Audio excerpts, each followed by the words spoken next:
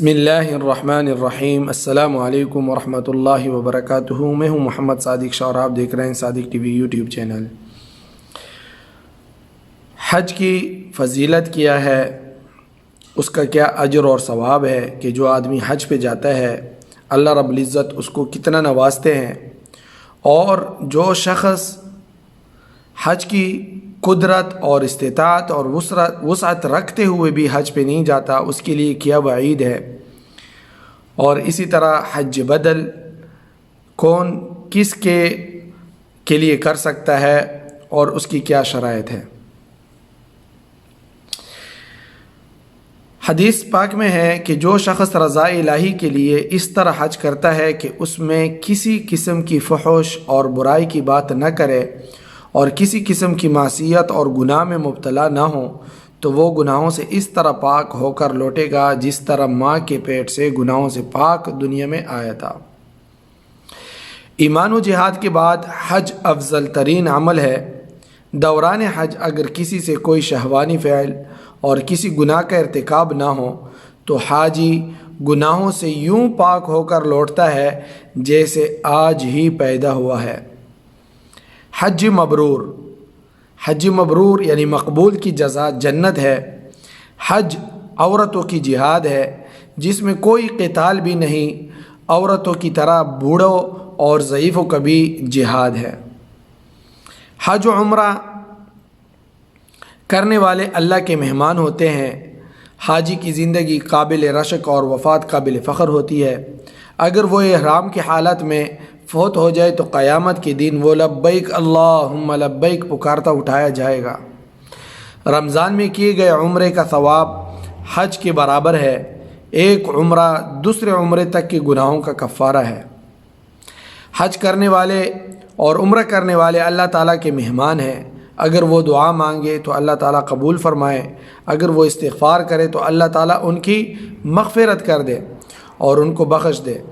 جب حاجی لبیک کہتا ہے تو اس کے ساتھ اس کے دائیں اور بائیں جانب جو پتھر، درخت اور ڈیلے وغیرہ ہوتے ہیں وہ بھی ہر شجر حجر وہ بھی لبیک کہتے ہیں، اور اسی طرح زمین کی انتہا تک یہ سلسلہ چلتا رہتا ہے، یعنی ہر چیز ساتھ میں لبیک کہتی ہے۔ تیرے عمرے کا ثواب تیرے خرچ کے بقدر، یعنی جتنا زیادہ اس پر خرچ کیا جائے گا اتنا ہی ثواب ہوگا۔ لیکن اس سے فضل خرچی مراد نہیں ہے کہ جو ہے ویسے فضل خرچی کی جائے بس کہ میں سفر کے حج پہ نکلا ہوں، عمرے پہ نکلا ہوں، میں نے پیسے خرچ کرنے جیسے کیسے بھی ہو، نہیں۔ جو عبادت کی چیزوں پہ لگے ہیں یا عبادت کی طرف لے جانے والی چیزوں پہ لگے اس کا ثواب زیادہ ہے۔ جو شخص حج کو جائے اور راستے میں انتقال کر جائے اس کے لیے قیامت تک حج کا ثواب لکھا جائے گا، اور جو شخص عمرہ کے لیے جائے اور راستے میں انتقال کر جائے تو اس کو قیامت تک عمرہ کا ثواب ملتا رہتا ہے۔ حج اور عمرے کو ملا کر کرو کیونکہ یہ دونوں فقر اور گناہوں کو اس طرح دور کرتے ہیں جیسے کہ بٹی سونے چاندی اور لوہے کے میل کو دور کرتی ہے۔ اور حج مبرور یعنی حج مقبول کی جزا اور اس کا بدلہ جنت کے علاوہ اور کچھ بھی نہیں۔ حج کو چھوڑنے والا، حج کو ترک کرنے والا کہ باوجود قدرت کے استطاعت کے حج نہیں کرتا اس کے لیے کیا وعید ہے۔ جو استطاعت حاصل ہو جانے کے باوجود مشاغل دنیا کیے بغیر، یعنی مشاغل دنیا میں دنیا کی مصروفیات میں مصروف ہے اور اسی حالت میں حج کیے بغیر ہی موت آ جائے تو اس کے بارے میں سخت وعید آئی ہے۔ حضرت عمر رضی اللہ تعالیٰ عنہ فرماتے ہیں کہ میرا جی چاہتا ہے کہ طاقت کے باوجود یعنی وسعت کے باوجود جن لوگوں نے حج نہیں کیا ان پر غیر مسلموں سے لیا جانے والا ٹیکس یعنی جزیہ نافذ کر دو، جیسے غیر مسلموں سے جزیہ لیا جاتا ہے ان سے بھی میں جزیہ لوں۔ اللہ کی قسم وہ مسلمان نہیں ہے۔ یہ حضرت عمر رضی اللہ تعالیٰ عنہ کا قول ہے۔ استطاعت کسے کہتے ہیں؟ لوگوں نے استطاعت کو کیا سمجھا ہے؟ وسعت، استطاعت، قدرت، اس کا مفہوم کیا ہے؟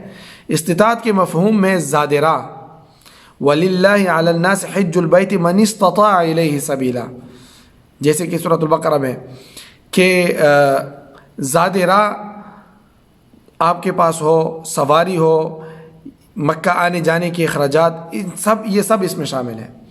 اس طرح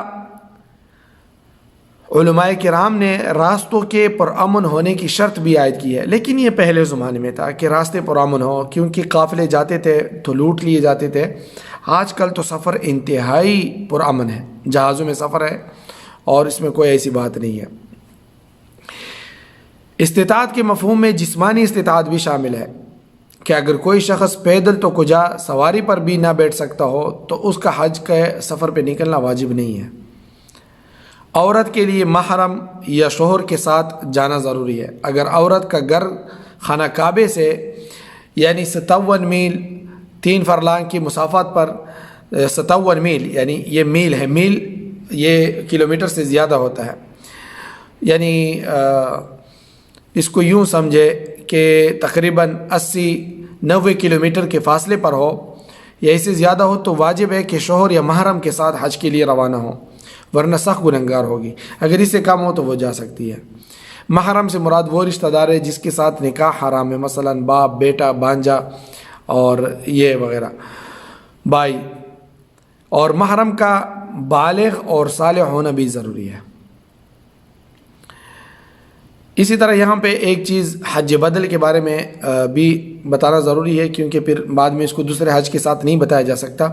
پھر یہ کہ ضعیف العمر، جو بوڑھے ہیں، بالکل لاغر، کمزور، مریض شخص اپنی طرف سے کسی کو حج بدل کروا سکتا ہے۔